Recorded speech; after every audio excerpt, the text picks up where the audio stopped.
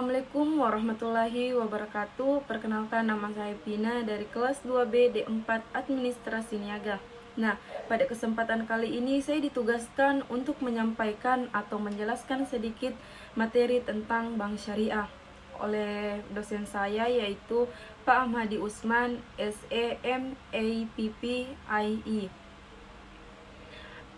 Nah, adapun pokok bahasan yang akan saya jelaskan pada materi kali ini yaitu: 1. Pengertian dan sejarah singkat bank syariah. Yang kedua, fungsi dan ciri bank syariah. Yang ketiga, produk bank syariah. Dan yang keempat, perkembangan bank syariah. Nah, yang pertama kita masuk pada pengertian dan sejarah singkat bank syariah. But sebelum masuk, saya akan jelaskan dulu apa sih tujuan kegiatan ekonomi dalam pandangan Islam. Nah, kegiatan ekonomi dalam pandangan Islam merupakan kelaziman dan tuntutan kehidupan. Di samping itu, ada dimensi ibadah kegiatan ekonomi dalam pandangan Islam yang bertujuan untuk antara lain: pertama, memenuhi kebutuhan hidup seseorang secara cukup dan sederhana. Yang kedua, yaitu untuk memenuhi kebutuhan keluarga. Yang ketiga, memberikan bantuan sosial. Dan yang keempat, memenuhi kebutuhan jangka panjang. Nah, inilah 4 tujuan kegiatan ekonomi dalam pandangan Islam. Dan perlu diketahui bahwa Allah Subhanahu wa Ta'ala dalam pencapaian tujuan tersebut, ajaran Islam memberikan panduan untuk menegakkan asas keadilan dan menghapus eksploitasi dalam transaksi bisnis. Asas ini melarang semua bentuk peningkatan kekayaan secara tidak adil. Salah satu yang tidak diperbolehkan dalam transaksi di dalam ajaran Islam adalah riba, karena riba berarti pengambilan tambahan atau harta pokok atau harta modal secara batil. Oke, itu sedikit pengantar tentang tujuan kegiatan ekonomi dalam Islam. Next, kita masuk pada jenis bank syariah dari segi imbalan atau jasa. Ditinjau dari segi imbalan atau jasa, penggunaan dana baik simpanan maupun pinjaman bank dapat dibagi menjadi 2. Pertama, bank konvensional, yaitu bank yang dalam aktivitasnya baik penghimpunan dana maupun dalam rangka penyaluran dananya memberikan dan mengenakan imbalan berupa bunga atau sejumlah persentase tertentu. Nah, dari dana untuk suatu periode tertentu, persentase tertentu ini biasanya ditetapkan per tahun. Nah, yang kedua ada namanya bank syariah yang dibahas pada kesempatan kali ini. Nah, bank syariah adalah bank yang aktivitasnya baik dalam penghimpunan dana maupun dalam rangka penyaluran dananya memberikan dan mengenakan imbalan atas dasar prinsip syariah, yaitu jual beli dan bagi hasil. Oke, inilah jenis dari segi imbalan atau jasa yang dikenal secara umum. Berikutnya kita masuk pada sejarah singkat bank syariah. Sejarah awal mula kegiatan bank syariah pertama kali dilakukan di Pakistan dan di Malaysia, yaitu pada akhir tahun 1940-an. Kemudian di Mesir pada tahun 1963 dan di tahun 1975 di Uni Emirat Arab ditandai dengan berdirinya Dubai Islamic Bank. Kemudian pada tahun 1977 di Kuwait berdiri Kuwait Finance House yang beroperasi tanpa bunga. Selanjutnya kembali di Mesir pada tahun 1978. Pendiri bank syariah yang diberi nama Faisal Islamic Bank. Langkah ini diikuti oleh Islamic International Bank for Investment dan Development Bank. Selanjutnya pada tahun 1983 berdiri pula Faisal Islamic Bank of Kribis. Kemudian di Malaysia, bank syariah lahir pada tahun 1983 dengan berdirinya Bank Islam Malaysia Berhad. Sedangkan di Indonesia, kehadiran yang berdasarkan syariah relatif baru, yaitu pada awal 1990-an. Meskipun masyarakat Indonesia merupakan masyarakat muslim yang terbesar di dunia, prakarsa untuk mendirikan Bank Syariah di Indonesia dilakukan oleh Majelis Ulama Indonesia atau MUI pada tanggal 18 sampai 20 Agustus 1950.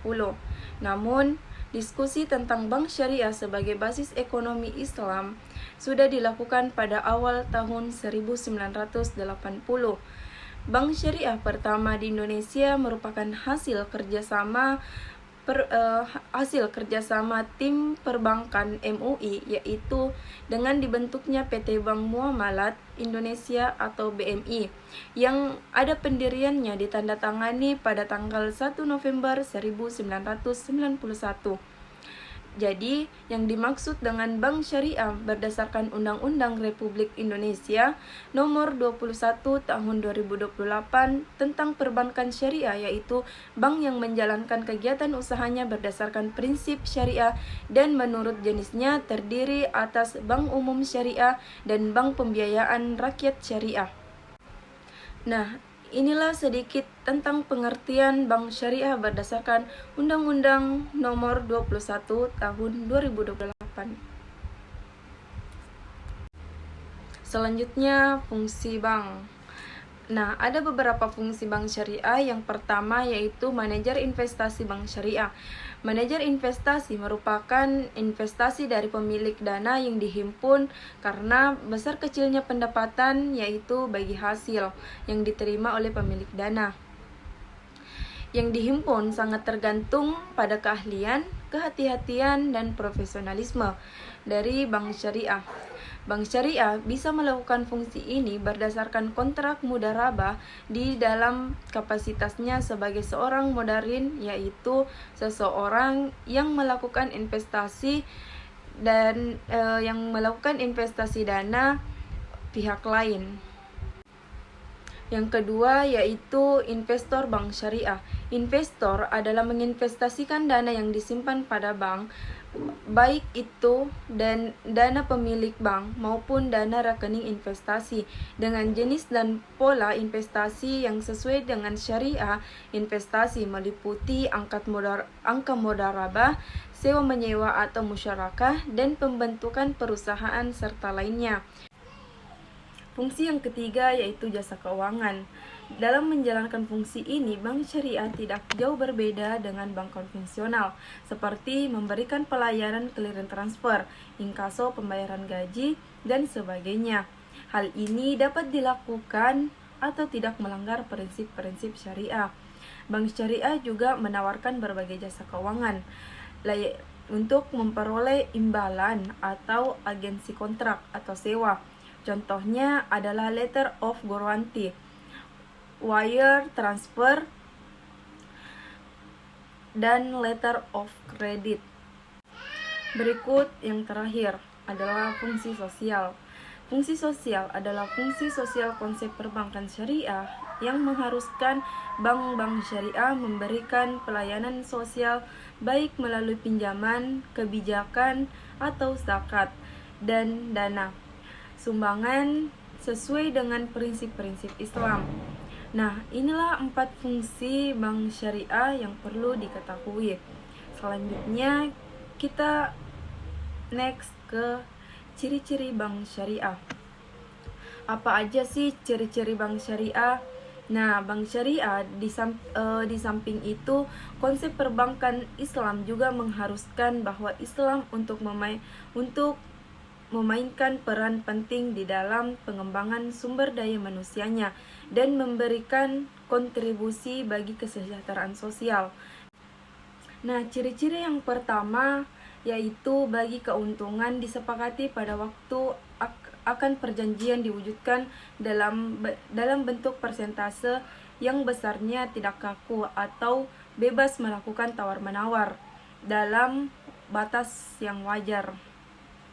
Ciri yang kedua yaitu penggunaan persentase tetap dalam pembayaran dihindarkan karena persentase tetap bersifat melekat pada sidang hutang meskipun batas waktu perjanjian telah berakhir, dan ciri yang ketiga yaitu dalam kontrak pembiayaan tidak menetapkan perhitungan berdasarkan nominal. Pembiayaan yang ditetapkan di muka untuk rugi di suatu proyek baru diketahui setelah proyek itu selesai. Dan ciri yang terakhir adalah adanya dewan yang mengawasi operasional bank dari sudut syariah. Nah, inilah 4 ciri-ciri bank syariah. Syariah. Produk pertama bank syariah adalah al-wadiyah atau simpanan. Al-wadiyah dikenal dengan titipan atau simpanan, merupakan titipan murni dari satu pihak ke pihak lain, baik perorangan maupun badan hukum, yang harus dijaga dan dikembalikan kapan saja bila penitip menghendaki. Di sini penerima simpanan disebut dengan yadal amanah, yang artinya tangan amanah si penyimpan tidak bertanggung jawab atas segala kehilangan dan kerusakan yang terjadi pada titipan selama hal itu bukan akibat dari kelalaian atau kecerobohan yang bersangkutan dalam memelihara barang titipan. Berikutnya, produk yang kedua dari perbankan syariah yaitu pembiayaan dengan bagi hasil. Di sini ada beberapa jenisnya. Yang pertama yaitu al-musyarakah. Al-musyarakah adalah akad kerjasama antara dua pihak atau lebih untuk melakukan usaha tertentu. Masing-masing pihak memberikan dana atau amal dengan kesepakatan bahwa keuntungan atau risiko akan ditanggung bersama sesuai dengan kesepakatan. Al-musyarakah dalam praktik perbankan diaplikasikan dalam hal pembiayaan proyek. Dalam hal ini, nasabah yang dibiayai dengan baik yang sama-sama menyediakan dana untuk melaksanakan proyek tersebut. Keuntungan dari proyek yang dibagi sesuai dengan kesepakatan untuk bank setelah terlebih dahulu mengembalikan dana yang dipakai nasabah. Al-musyarakah dapat dilakukan untuk kegiatan investasi seperti pada lembaga keuangan modal Ventera. Nah, jenis yang kedua yaitu al-mudharabah. Al-mudharabah adalah akad kerjasama antara dua pihak di mana pihak pertama menyediakan seluruh modal dan pihak lain menjadi pengolah keuntungan. Keuntungan dibagi menurut kesepakatan yang dituangkan dalam kontrak. Jika rugi, maka akan ditanggung pemilik modal selama kerugian itu bukan akibat dari kelalaian si pengelola. Jika kerugian diakibatkan kelalaian pengelola, maka si pengelola yang bertanggung jawab. Kemudian jenis yang ketiga yaitu al-mujarah.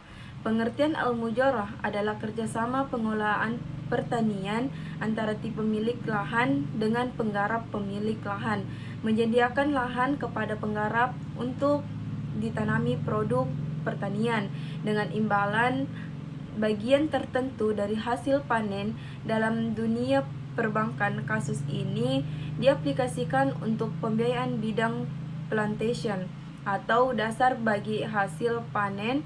Jenis yang keempat yaitu al-musaqah, merupakan bagian dari al-mujarah, yaitu penggarap hanya bertanggung jawab atas penyiraman dan pemeliharaan dengan menggunakan dana dan peralatan mereka sendiri. Nah, inilah sebagian produk bank syariah yang dapat saya jelaskan. Selanjutnya langsung saja kita masuk di perkembangan bank syariah. Perkembangan bank syariah di Indonesia telah menjadi tolak ukur keberhasilan eksistensi ekonomi syariah. Bank Muamalat sebagai bank syariah pertama dan menjadi pioner bagi bank syariah lainnya telah terlebih dahulu menerapkan sistem ini di tengah menjamannya bank-bank konvensional. Kemudian perkembangannya pada saat krisis moneter yang terjadi pada tahun 1998 telah menggelamkan bank-bank konvensional dan banyak yang likuidasi karena kegagalan sistem bunganya. Sementara perbankan yang menerapkan sistem syariah dapat eksis dan mampu bertahan. Namun, hingga tahun 1998, praktis bank syariah tidak berkembang. Kemudian, baru setelah diluncurkan dual banking system melalui Undang-Undang Nomor 10 Tahun 1998, perbankan syariah mulai menggeliat naik dalam 5 tahun saja. Sejak dikeluarkan dual sistem banking, pelaku bank syariah bertambah menjadi 10 bank dengan perincian 2 bank merupakan eksisten mandiri, yaitu Bank Muamalat Indonesia dan Bank Syariah Mandiri, dan lainnya unit atau divisi bank syariah bank konvensional. Tidak hanya itu, krisis keuangan global yang melanda dunia pada penghujung akhir tahun 2008, lembaga keuangan syariah kembali membuktikan daya tahannya dari terpaan krisis. Lembaga-lembaga keuangan syariah tetap stabil dan tetap memberikan para penyimpan dana di bank syariah. Nah, itu sedikit perkembangan bank syariah. Itulah sedikit perkembangan bank syariah di Indonesia yang perlu kita ketahui dan pahami. Sekian dari saya untuk materi bank syariah. Lihatlah apa yang disampaikan, jangan lihat siapa yang menyampaikan. Baik, semoga apa yang saya sampaikan dapat dipahami dan dapat diterima dengan baik. Assalamualaikum warahmatullahi wabarakatuh dan terima kasih. See you.